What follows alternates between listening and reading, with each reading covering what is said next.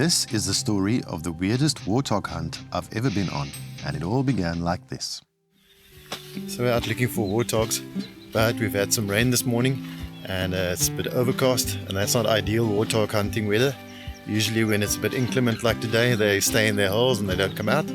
But who knows, we might get lucky. If you're not out in the field, you don't stand a chance, so we're giving ourselves a chance. On this hunt, I was joined by my son, Stefan, and we searched all over this property without success.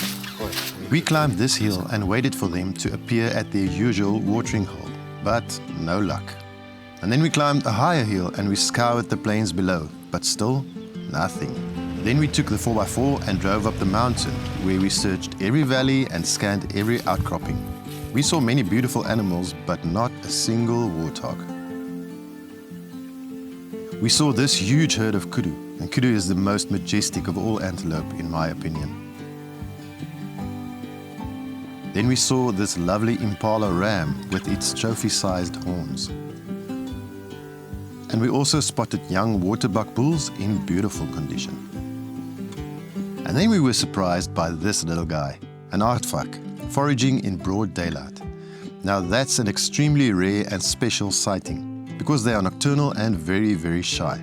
This was only the second Aardvark I have ever seen in my life, so it was truly a special experience. But the one animal we were after kept eluding us, even after we had searched high and low for a full day and a half. So, empty-handed, we returned to the farmhouse to get something to eat and rethink our strategy. We kicked out our shoes, grabbed some leftovers from last night's barbecue, and we were settling down on the front porch when suddenly we spotted two warthog grazing a mere 200 meters from the farmhouse. Then a mad scramble ensued. Stefan grabbed the rifle and ammo. I grabbed the camera gear and the rangefinder. We had no time to put our shoes back on, so in our socks we set up on the front lawn.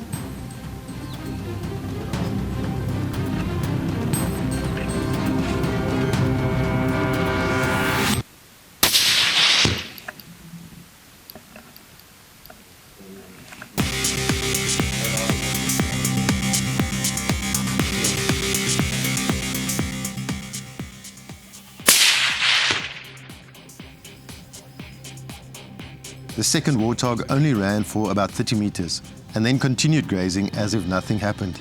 This gave us the opportunity to line up another shot.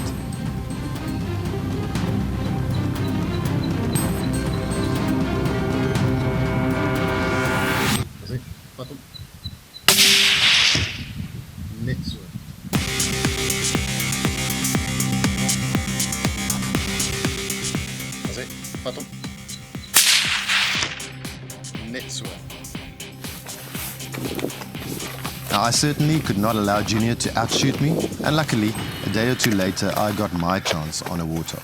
But before I tell you that part of the story, please tell us your weirdest hunting experience in the comments. And please subscribe to the channel. We are within touching distance of 1,000 subscribers, and we desperately need your help to get there. So please keep shooting straight by clicking that subscribe button. Now, back to the warthog hunting story.